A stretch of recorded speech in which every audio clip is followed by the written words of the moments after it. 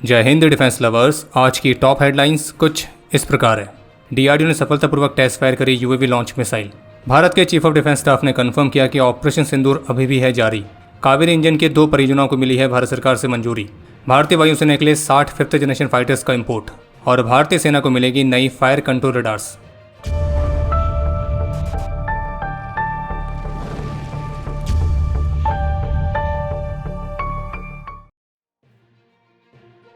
DRDO ने सफलतापूर्वक UAV से लॉन्च किए जाने वाली प्रिसिशन गाइडेड मिसाइल यानी कि ULPGM-V3 के सफलतापूर्वक उड़ान परीक्षण आयोजित किए थे और ये जो परीक्षण है इन्हें आंध्र प्रदेश के कर्नूल में स्थित national open area range test range में कंडक्ट किया गया था। और साथ में भी बताया गया कि इस दौरान जो ULPGM-V3 मिसाइल टेस्ट की गई है तो ये डीआरडीओ द्वारा पहले विकसित की गई ULPGM-V2 मिसाइल का इन्हेंस्ड वर्जन है और जिसे हाई डेफिनेशन के डुअल चैनल सीकर के साथ इक्विप किया गया है और एक कई अलग अलग वैरायटी के टारगेट्स पर स्ट्राइक करने में सक्षम है। इसे प्लेन एरिया से लेकर हाई ऑल्टीट्यूड एरियाज में फायर किया जा सकता है। ये डे एंड नाइट कैपेबिलिटी के साथ भी आती है और लॉन्च होने के बाद भी टारगेट पर एम या पॉइंट करने के लिए इसमें 2-वे डेटा लिंक भी आता है। इस मिसाइल को 3 मॉड्यूलर वॉरहेड से इक्विप करने के ऑप्शंस हैं, जैसे कि एंटी बंकर एप्लीकेशन के साथ पेनिट्रेशन कम ब्लास्ट वॉरहेड, हाई लेथेलिटी जोन के साथ प्री फ्रेगमेंटेशन वॉरहेड और एक्सप्लोजिव रिएक्टिव आर्मर और रोल्ड होमोजेनस आर्मर के साथ इक्विप एंटी आर्मर वॉरहेड्स, जिसकी मदद से आज के मॉडर्न आर्मर्ड व्हीकल्स को भी डिस्ट्रॉय किया जा सकता है। और इस परीक्षण में मिसाइल को जिस यूएवी से लॉन्च किया गया था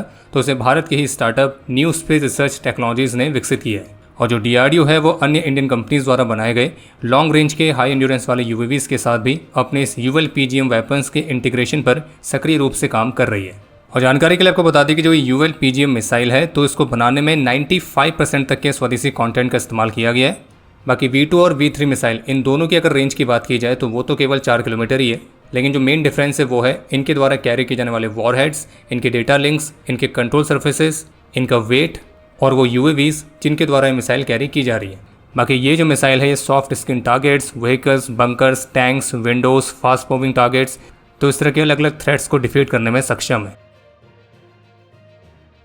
आज 25 जुलाई को जम्मू कश्मीर के कृष्ण घाटी ब्रिगेड के जनरल एरिया में एरिया डोमिनेशन पेट्रोलिंग के दौरान लैंडमाइन के ब्लास्ट में हमारे एक वीर अग्निवीर ललित कुमार ने अपना सर्वोच्च बलिदान दिया है और जबकि इसी ब्लास्ट में हमारे 2 अन्य जवान भी घायल हुए हैं। हम ईश्वर से प्रार्थना करते हैं कि अग्निवीर ललित कुमार की आत्मा को शांति मिले और ये देश इनके सर्वोच्च बलिदान के लिए सदा इनका ऋणी रहेगा। बाकी एक अपडेट ये है कि आज शुक्रवार को chief of defence staff general Anil Chauhan ने इस बात को फिर से दोहराया है कि ऑपरेशन सिंदूर अभी भी जारी है और उन्होंने भारत के फोर्सेस के प्रिपेयर्डनेस लेवल को 24/7 365 डेज वेरी हाई रखने के लिए कहा है। और साथ ही उन्होंने इस बात पर भी जोर दिया है कि ये बहुत ज़रूरी है कि जो मिलिट्री है वो शस्त्र और शास्त्र दोनों को सीखे। और CDS की जो स्टेटमेंट है ये एक डिफेंस सेमिनार को संबोधित करते हुए सामने आई है और जिसमें उनका ये भी कहना था कि हमें सभी डोमेन्स में वॉरफेयर के तीनों लेवल्स जो कि हैं टैक्टिकल, ऑपरेशनल और स्ट्रेटजिक, इन तीनों पर महारत हासिल करने की ज़रूरत है। और हम जो ये मिलिट्री वॉरफेयर के 3rd रेवोल्यूशन में खड़े हैं तो इसके हिसाब से हमें अपने आप को ढालने की ज़रूरत है।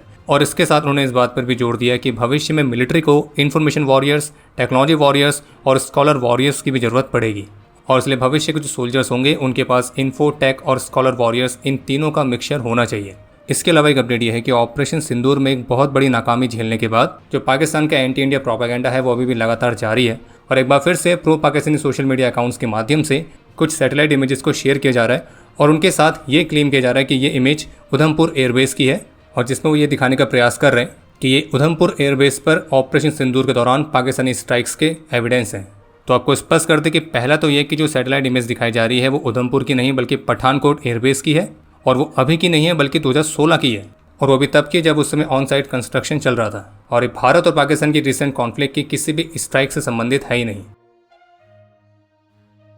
तो जैसे कि अभी हाल ही में गवर्नमेंट ऑफिशियल की तरफ से कंफर्म किया गया था कि जो भारत है वो अपनी की एलाइज से 5th जनरेशन फाइटर्स को लिमिटेड नंबर्स में इंपोर्ट करने जैसी संभावनाओं को भी एक्सप्लोर कर रहा है। तो इससे ही संबंधित एक रिपोर्ट ANI की तरफ से देखने को मिली है जिसमें बताया गया है कि जो भारतीय वायुसेना है वो 5th जनरेशन फाइटर्स की कम से कम 2 से 3 स्क्वाड्रंस फॉरेन सोर्सेज से एक्वायर करने पर विचार कर रही है जब तक कि भारत का अपना खुद का स्वदेशी फाइटर जेट M का पूरी तरह से ऑपरेशनल नहीं हो जाता है। और इस रिपोर्ट के मुताबिक भारतीय वायुसेना ने अभी हाल ही में अपनी एडवर्सरीज के ऊपर बढ़त बनाए रखने के लिए भविष्य के रिक्वायरमेंट्स को लेकर भारत सरकार के सामने एक डिटेल्ड प्रेजेंटेशन को पेश किया था जिसमें कहा गया कि जब तक कि भारत की स्वदेशी परियोजना ऑपरेशन रिक्वायरमेंट्स को पूरा करने के लिए तैयार नहीं हो जाती है तब तक उस गैप को फिल करने के लिए भारतीय वायुसेना करीब 40 से 60 एयरक्राफ्ट यानी कि लगभग 2 से 3 स्क्वाड्रंस 5th जनरेशन की फॉरेन सोर्सेज से एक्वायर करने पर विचार कर रही है। और फिर जब किसी फॉरेन 5th जनरेशन फाइटर की बात आती है तो 2 ही नाम सामने आते हैं, यूएस का F-35, रशिया का Su-57।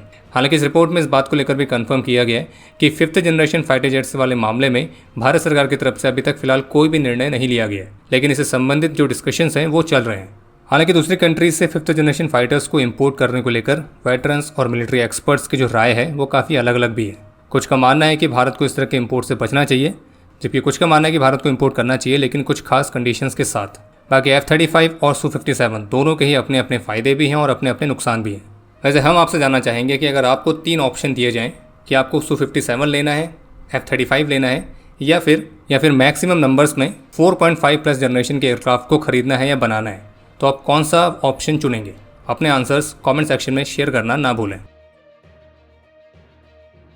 आज लोकसभा में एक रिटन रिप्लाई में रक्षा राज्य मंत्री श्री संजय सेठ की तरफ से कंफर्म किया गया है कि जो कावेरी डेरिवेटिव इंजन है वो भारत के रिमोटली पायलटेड स्ट्राइक एयरक्राफ्ट यानी कि IUCAV एयरक्राफ्ट को पावर देगा और इससे संबंधित 2 परियोजनाओं को मंजूरी दी गई है, जिसमें से एक परियोजना में एक फ्लाइट वर्दी कावेरी ड्राई इंजन को विकसित किया जा रहा है जिसकी कॉस्ट है 472.42 करोड़ रुपीस, और दूसरी परियोजना में कावेरी डेरिवेटिव ड्राई इंजन के टेक्नोलॉजी डेमोन्स्ट्रेशन को विकसित किया जा रहा है जिसकी कॉस्ट है 251.17 करोड़ रुपीस। और एक कावेरी डेरिवेटिव इंजन के डेवलपमेंट को लेकर भारत सरकार की इस तरह की पहली ऑफिशियल स्टेटमेंट है। इसके अलावा एक अपडेट यह है कि आज भारतीय रक्षा मंत्रालय ने BEL के साथ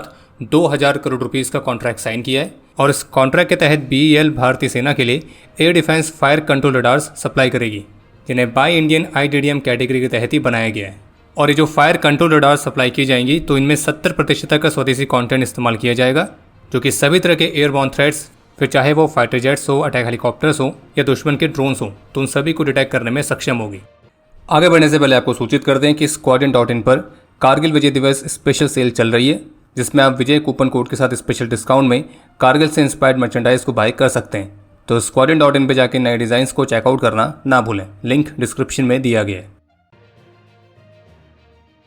आज एक सेमिनार को संबोधित करते हुए भारतीय वायुसेना के vice chief air marshal Narmadeshwar Tiwari का कहना था कि ऑपरेशन सिंदूर ने डेमोन्स्ट्रेट किया है कि कैसे 50 से भी कम हथियार जो एडवर्सरी है उसको टॉकिंग टेबल पर ला सकते हैं। और उनका ये कहना था कि ये एक ऐसा एग्जाम्पल है जिसको हमें स्टडी करना चाहिए। और हमने विशेष रूप से एयर पावर के मामले में कॉस्ट बेनिफिट को काफ़ी ज़्यादा डिस्कस किया है, लेकिन ऑपरेशन सिंदूर से अच्छा एग्जाम्पल कोई और नहीं हो सकता है। और उनका ये भी कहना था कि अगर आप अनमैन्ड वर्सेस मैन्ड सिस्टम्स को देखते हैं तो उनके मुताबिक जो मैन्ड सिस्टम्स हैं तो वो अभी भी एक बड़ा एडवांटेज रखते हैं और जो कि कुछ और समय तक बने रहेगा। बाकी इसके अलावा एक अपडेट यह है कि यूरोपियन पावर्स के साथ न्यूक्लियर टॉक्स से पहले ईरान के विदेश मंत्री की तरफ से इस बात पर जोर दिया गया है कि जो ईरान है वो यूरेनियम एनरिचमेंट को कंटिन्यू रखने का राइट रखता है, और विशेष रूप से रिसेंट वॉर को देखने के बाद। और उनका ये भी कहना था कि यूरोपियन कंट्रीज़ को समझना होगा कि वे ईरान को उसकी पोजीशन से नहीं हिला सकते और इसलिए वे अपने यूरेनियम एनरिचमेंट को कंटिन्यू रखेंगे। बाकी अब समय है आज के इतिहास का। आज के दिन 1999 में कारगिल में अपने अदम्य साहस और वीरता का परिचय देते हुए नायक सुनील दत्त कांडपाल, नायक कौशल यादव और हवलदार गिरीश सिंह सामंत ने अपना सर्वोच्च बलिदान दिया था और हमारे तीनों वीर 9 पैरा SF से थे। आज के दिन 2004 में जम्मू कश्मीर में अपने अदम्य साहस और वीरता का परिचय देते हुए लेफ्टिनेंट रिभु सक्सेना वीर गति को प्राप्त हुए थे। और आपके लिए आज का प्रश्न है कि कारगिल में ज़ुलू टॉप को रिकैप्चर करने में भारत की कौन सी रेजिमेंट मुख्य रूप से शामिल थी। और अब समय है आज के टॉप 3 कमेंट्स का, जो ये रहे आपकी स्क्रीन पर।